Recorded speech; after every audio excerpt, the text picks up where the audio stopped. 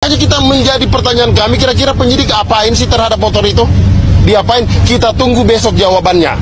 Kita tunggu besok jawabannya, karena persoalan 2 unit motor yang dilakukan penyitaan ini kami juga sudah mengajukan dalam permohonan kami. Kalau itu semuanya tidak ada, maka sangat sulit untuk mengumpulkan 2 alat bukti. Dan ingat juga waktu. Alat bukti tersebut harus ada sebelum Peggy ditangkap. Assalamualaikum warahmatullahi wabarakatuh. Jumpa kembali dengan Banyuwangi Official. Oke, selamat pagi semuanya. Dan pagi hari ini kita mau nonton lagi video yang masih viral tentang kasus Pindah Cirebon, yang dimana kemarin ada sidang, yaitu peradilan Peggy Setiawan, teman-teman. Oke, untuk videonya nanti kita simak bareng-bareng. Apabila teman-teman punya saran dan kritik, silahkan tulis di kolom komentar saya. Dan videonya ini adalah tentang sidang tanggal 1 kemarin ya, teman-teman. Oke, untuk videonya kita siapkan dulu, nanti kita tonton bareng. Dan jangan lupa like, komen, dan subscribe juga di channel ini, Banyuwangi Official. Nah, ini videonya sudah ada, mari kita tonton dulu dan let's go.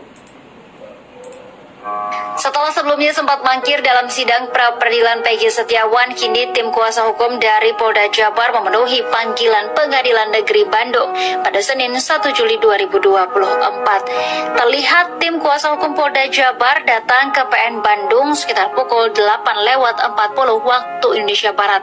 Rombongan tim hukum Polda Jabar itu dipimpin oleh Kabid Humas Polda Jabar, Kombes Pol Nur Hadi Handayani.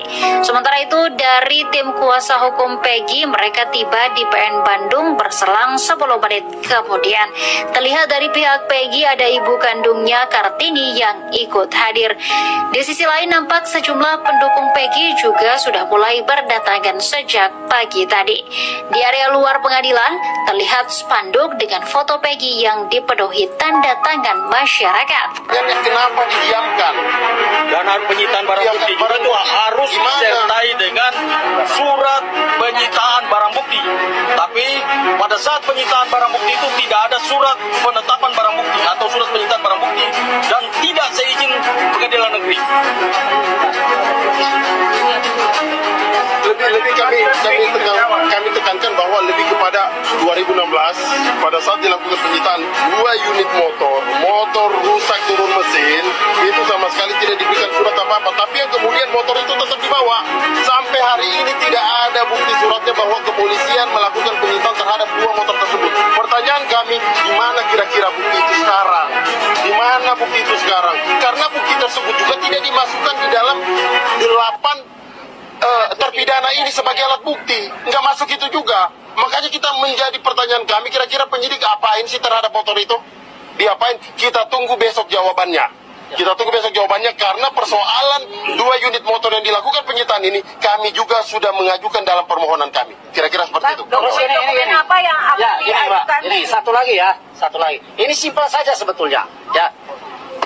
Kenapa kita tim kuasa hukum Peggy menitik beratkan kepada error in persona?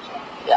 Pertanyaannya adalah, apakah Polda Jabar menghormati putusan hakim tahun 2017? Kalau mereka menghormati, tangkap Peggy Peong, bukan Peggy Setiawan. Nah, itu pertama, ya. Karena dari ciri-ciri yang disampaikan oleh rekan kami jauh berbeda. Ya, saya nggak usah kupas lagi karena sudah dikupas banyak ya. Siapakah Peggy Peong, siapa Peggy Setiawan. Itu yang pertama. Kemudian yang kedua, terakhir Kompolnas menyampaikan penyidik sudah mengantongi nama 5 Peggy Setiawan. Ya, saya minta kepada Polda Jabar, kalau memang ada 5 Peggy Setiawan di kantong penyidik, ya, yang 4 panggil tuh, ya, yang 4 panggil, mintai keterangan, bila perlu perlakukan seperti klien kami Peggy Setiawan. Ya, tangkap, tahan. Atau kalau mereka nggak berani itu lakukan klien kami seperti mereka, keluarkan, bebaskan. Simpel kan? Itu aja. Ya. Oke, jadi pada intinya, karena kok kesimpulan permohonan kami ini adalah error in persona, salah orang, maka menurut KUHP, ketika ya Peggy Setiawan ini bukanlah Peggy alias Peong sebagaimana putusan pengadilan dan sebagaimana penetapan DPO, maka Peggy Setiawan adalah orang yang dicurigai. Seharusnya kalau orang yang dicurigai tidak langsung ditangkap. lakukan pemanggilan dulu, lakukan pemeriksaan dulu, sampai ditemukan 2 alat bukti bahwa pelaku pembunuhan dan atau pemerkosaan itu mengarah ke Peggy Setiawan. Baru itu saya acungi jempol kalau penyidik seperti itu. Tetapi nyatanya ya, hanya menurut penyidik bahwa Peggy Setiawan itu adalah Peggy alias Peron, sementara ya dari ciri-cirinya berbeda, dia melanggar prosedur ya. Ada peraturan Kabareskrim ya, ada putusan Mahkamah Konstitusi. Fatal. Yang paling penting sebelum ditetapkan sebagai tersangka harus diperiksa dulu sebagai saksi.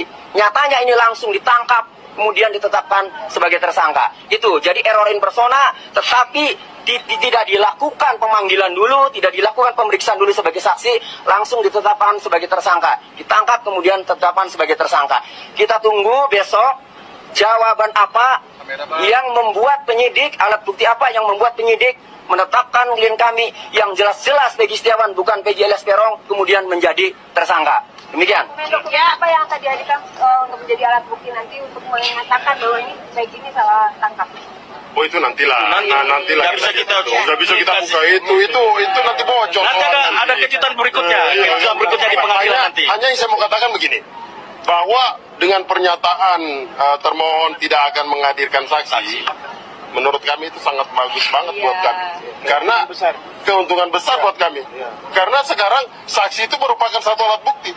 Dalam perkara pidana 184 KUHP, saksi itu berada paling depan, berada paling atas. Kalau sampai ini tidak dihadirkan. Jadi peluang untuk gugatan Peggy dikabulkan nampaknya sangat besar. Nah, itulah teman-teman ya, itu selesai sidang pra-peradilan yang diselenggarakan tanggal 1 Juli kemarin ya, kemarin pagi. Dan kita masih menunggu informasi pengumuman lagi, kemungkinan hari ini teman-teman, karena ditunda untuk besok hari katanya, mungkin hari ini ya. Oke, ini juga ada jawaban dari Bapak Yusna Duaji ya, Yusna Duaji yang mengkritik tentang sidang peradilan ini. Dan bagaimana tanggapan dari Bapak Yusna Duaji ini, mari kita tonton dulu. Dan jangan lupa like, komen, dan subscribe juga di channel ini, Banyuwangi Official. Oke, kita dengarkan. Tapi satu lagi kuncinya, ini yang dan hari ini adalah hari sidang gugatan pra-peradilan Peggy terhadap Polri. Banyak yang menanyakan apakah saudara Peggy atau tersangka Peggy akan dikabulkan gugatannya. Mari kita lihat peluang-peluangnya. Peluang pertama, gugatan pra-peradilan itu adalah menyangkut sah atau tidaknya penangkapan saudara Peggy, sah atau tidaknya penahanan, sah atau tidaknya menjadikan tersangka, dan kalau ada sah atau tidaknya penyitaan dan tuntutan ganti kerugian. Mari kita lihat. Alat bukti apa yang dipunyai oleh penyidik Polri sehingga melakukan penangkapan dan penahanan terhadap saudara Peggy sehingga dijadikan tersangka? Alat bukti keterangan saksi ini yang selalu dipublikasikan, didengungkan. Ada banyak saksi, namun demikian keterangan saksi tanpa didukung alat bukti lain, maka keterangan saksi itu sangat lemah. 1000 saksi sekalipun harus didukung keterangan lain. Tanpa didukung alat bukti yang lain, maka keterangan saksi itu lemah sekali. Apalagi ada saksi yang saling bertentangan, maka keterangan saksi itu tidak layak untuk dipakai. Mari kita lihat bukti kedua, yaitu keterangan ahli. Sudah banyak ahli yang diperiksa oleh penyidik, yang ada beberapa ahli pidana, tentunya ahli-ahli lain. Keterangan pidana ahli tersebut tidak ada juga gunanya kalau tidak didukung alat bukti yang lain. Kenapa? Keterangan ahli, saya yakin tidak menyebutkan spesifik bahwa Peggy adalah tersangka. Kemudian yang ketiga adalah surat. Nah, surat kalau misalnya visum diartikan sebagai surat, maka itu sangat lemah, karena visum pun tidak menyatakan Peggy sebagai tersangka. Oh, laporan polisi bukanlah surat, karena laporan polisi harus dibuktikan. Oh, putusan pengadilan bukanlah alat bukti, karena putusan pengadilan justru harus dibuktikan, karena di putusan pengadilan ada DPO namanya Peggy, harus dibuktikan dua macam. yaitu apakah Peggy itu yang dimaksud Peggy yang ditahan ini adalah Peggy yang DPO, dan juga setelah terbukti benar misalnya, maka harus dibuktikan apakah dia melakukan kejahatan atau tidak. Berikut adalah petunjuk. Nah, petunjuk yang mana? Petunjuk itu harus ada kaitan satu sama lain. Oh, berupa raport, berupa KTP, berupa STNK dan sebagainya. Tidak ada satupun yang menunjukkan bahwa Peggy adalah sebagai pelakunya. Kalau demikian, maka alat-alat bukti apa yang bisa ditampilkan oleh Polri untuk memperkuat bahwa sah penangkapannya? Yang ditunggu-tunggu adalah alat bukti berupa scientific crime investigation, yaitu alat bukti forensik. Satu, sidik jari, adakah sidik jari Peggy di TKP atau pada alat barang bukti. Kedua, CCTV, adakah CCTV yang menyorot Peggy sebagai pelaku. Adakah DNA yang menyatakan bahwa Peggy, di tubuh Peggy ada DNA dari Vina dan DNA dari Eki. Adakah sperma Peggy pada tubuh daripada Vina? Kalau itu tidak ada, maka satu lagi, yaitu mungkin bisa diambil dari handphone. Handphone yang disita, dari handphone Peggy yang disita, apakah handphone itu menunjukkan keberadaan Peggy sebelum, sesaat, dan sesudah peristiwa berada di lokasi TKP. Kalau itu semuanya tidak ada, maka sangat sulit untuk mengumpulkan dua alat bukti. Dan ingat juga waktu. Alat bukti tersebut harus ada sebelum Peggy ditangkap. Ya, harus ada sebelum Peggy ditangkap untuk menentukan sahnya penangkapan. Dan alat-alat bukti tersebut harus didapat dengan cara yang sesuai dengan ketentuan undang-undang. Kalau disita ada penyitaannya, ada berita acara penyitaannya. Kalau harus persetujuan pengadilan, harus ada persetujuan pengadilannya. Kalau semua itu tidak ada, maka tidak salah alat bukti itu. Jadi peluang untuk gugatan Peggy dikabulkan nampaknya sangat besar. Tapi satu lagi kuncinya, ini yang perlu diawasi oleh seluruh publik Indonesia, adalah hakim yang bijak, yang adil, kemudian tidak memihak kepada pihak manapun juga, kecuali memihak kepada kebenaran dan keadilan. Mari kita saksikan pra-peradilan. Kita yakin bahwa tidak ada yang kalah di sini. Polri tidak kalah, penggugat tidak kalah. Semua menang karena yang menang adalah kebenaran untuk mencapai keadilan. Selamat menegakkan hukum. Nah, oke, teman-teman, videonya sudah habis dan itu tadi tanggapan dari Bapak Susno Duaji ya teman-teman ya, dan sangat detail sekali mengenai perundang-undangan yang nanti di acara persidangan pra-peradilan ini. Oke, jadi cukup itu dulu yang kita tonton, dan mari kita tunggu kabar untuk berikutnya tentang sidang pra-peradilan Peggy Setiawan.